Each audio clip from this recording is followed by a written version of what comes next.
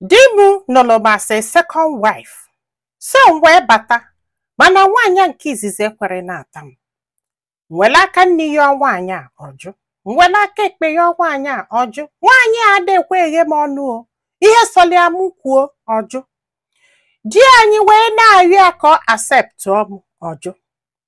Nya mmetụ ifi aka nwanyị a ligolu m. Mana this woman na-eme ọfụma o.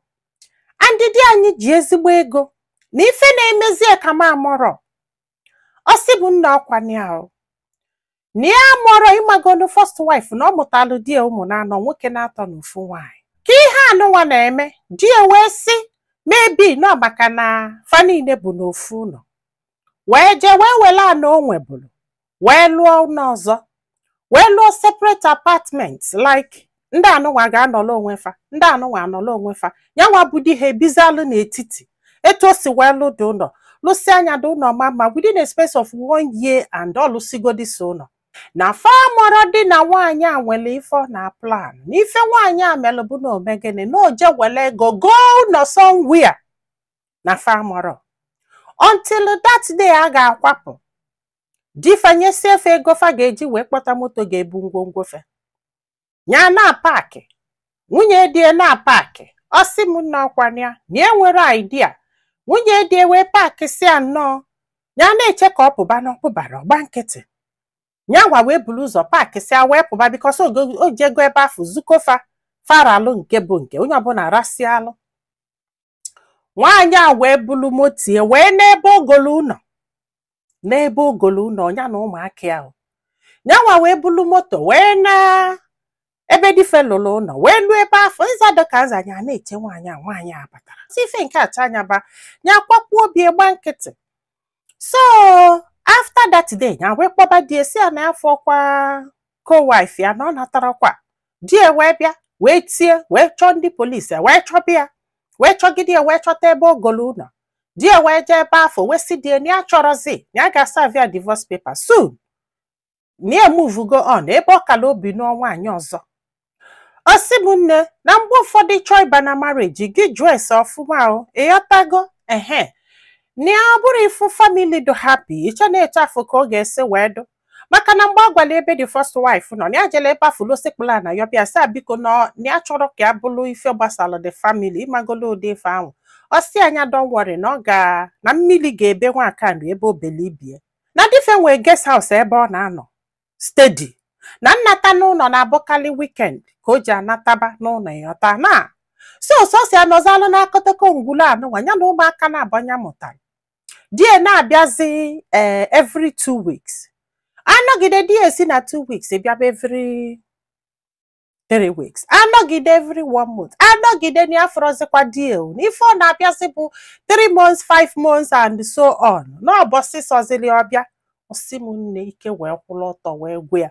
Nya wee bido wee dobalụ nri nya wee bido wee nọlụ sọsọ onwe ịmagolu na amụrụ ife a ga-eme. Nya wee lụọ one day wee fụ enyi nwaanyị ya na ya na-abụ mabụ. Enyi nwaanyị wee sị kedu ife o ji wee nọlụ sọsọ ya na-ata afụfụ. Nya pụtaba apụtaba ya bịa solo ha gaba jin. Ya bịa solo ha mebe ihe ha na-eme. Nya wee kwelo wee solo ha wee gaba jin. Ịgbagolo enyi nwaanyị ahụ ọbụla ọ na-eji nji a na-eji nji a. Nwambọsọ na-ajụ a ka ekwene ka isi eme ka isi manage need to very lonely nke nwe magolu ya na-akọli ya o ya bido confined by in how na-akọli ya everything. Ọ sị bụ nna ọkwani anọgide one day the girl sị ya na ọ kalịa mma na o nwetara enyi nwoke ụda ndị nọ na-eche die na igwe eziokwu na die move go on na die nọ na-ebugeli ụmụ nwaanyị ya na-afụnya na ụmụ ịmagolu obido na-eji nji na-asị ya go on move on stop crying stop begging him ịmagolu ụdị ife anwa. Ọ sị m nne anọgide one day ya fụ one guy dị ya mma the guy gbadie nya kwalụ ya na the guy wee yiba ya wee zuzulu wee nata wee kọla enyi nwaanyị asị ya is better ya tago na ya nwana ya nwekwula enyi nwoke nke maka na enyi nwaanyị afụ na nnukwu di o wee sị na ya nwana ya nwekwula enyi nwoke nke ịghọta na ya ma nnọ dịka nwoke dobie ka agala ị na-adụ happy na nke ama mme o.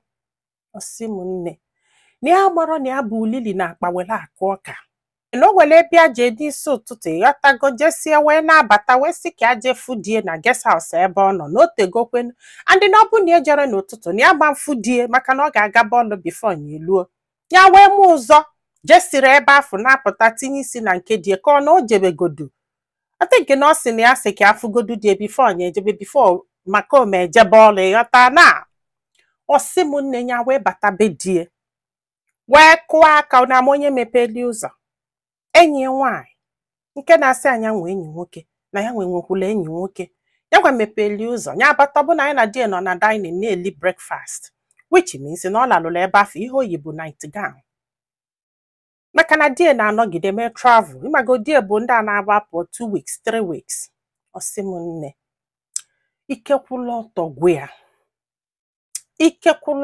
ya ya wesị die o ihe a melụ na iji wee menụ m aba oh my god ya senye nwaanyị sị ya good morning na asị ka afụ die ịgbago fana abụ niile na onwe fe anya na ịgbagolo ife menụnụ ọsị ya ya bịa ka adụpie na eghere di ọnụ sa anya ka anọ na-eni na-ebe akwa die na-asị ya calm down calm down ọsị m nne bịa fụrụ ụkwụ ya ji wee sibe die pụọ ya focus sọsọ na die na-agwa di okwu si na ọ gbala ajọ na ọ dị wicked no wonder nwunye nke izizi ji wee hapụ ya ma ihe akọchọ iji wee mee so no ihe akọ ji dịsa ụmụana eme wee megide wee nụbịa ịgbagolu ya na-agwa di okwu di ekwu odokwu ya wee gwasịa di okwu wepụ wee enyi nwaanyị mekwele nke ka adụpie ya wee kwachi ọnụ ụzọ na nwobele ihe ma ọ kụwapịa iru ya wee pụọ wee na ọsị m nne ya wee nalụ onye amụrụ ife a ga-eme o na amụrụ ife a ga-eme ya wee jebe na their circle of friends n'ime aka fada eje na ji na eje emenụ ịgbagolo ife a wee kọbalafa fancha niile na-etisi na ọdụrọ mma ịgbagolo dịtin iwu telefa so much eziokwu na fa niile na-amịgharị maọbụrụzi nke ị na-amịgharị wit di mmadụ fasi no wonder oge ọbụla ọ na-ezogedi this guy ifu now ife wee chebulie o wee bịa that day fancha niile wee ligolie wee kwabịa na ha akwụ ya na to her greatest surprise na ife this lady kwuru na ọ dị gwali anya jinji anya ka onwe enyi nwoke na ọ na-edisturb ya ọsị m ya sị ya ọsị yes na ọ dị gwali ya nya gwa ya ka onwe enyi nwoke na ọ na-edisturb ya ọsị m nne onye ọbụla kwuru ofu ebe ka o kwere ha sị ya what ọsị yes hi ha sị ya even na that na o kwesịrọ na-enye nwaanyị ka ọ bụ ịgbakọ onu hai Chineke ọsị m nne na amụrụ ife a ga-eme na amụrụ ma ọnya ji ejuo die mana kedu ife a na-ajụlụ die which means na die maala na ya na-akwụghalị ọdụnu ka di ọmaala na ya na-akwụghalị ịgbagolu zie nye nwaanyị anya pushu nye nto ya ịkwụghalị ka a wee hapụ ya gali na-edistọbụzi ya na ya na-adụ ụlọ na ndị otu ya ọdụnu ka ihe ọ bụ eziokwu I made the greatest mistake of her life by confide on this girl. So nwanne m kedu filo ife ọzọ na-abụ ya n'uche bụ ka a jekwa di nke ya nwasị ya na ya jidele enyi nwaanyị na die ka a gbazalụ ka ya na die si afịọcha na ọnya bụ the only step dị ya n'isi na ọsị bụ nne maka na ife aja ajụlụ bụ na ọ bụrụ na ọ dị gwali anya mgbe enyi nwoke na ya na-edisturb ya which means na ya nọrọzi na marriage na ife abụrụzi marriage ka ya nọ na ya na di adugo tired which means na ọ ga-anụ nwaanyị ọzọ because na the other flat ka dị empty now tụma gị nwa ga-anọzi alụbube iru ka ayọba gị biko maka na ijide di gị na enyi gị nwaanyị ịmụrọzi ebe ị ga-akwụ na Chineke nna m amụrọzi ebe ọ ga-akwụnye yes maka na fanta niile na-efekọrịta ọnụ ma di o ma enyi nwaanyị ahụ ma ndị circle of friends ahụ unu niile bụ bed of the same so agbọrọ m ife m ga-agwa gị actually because nsị gị jee jụọ di gị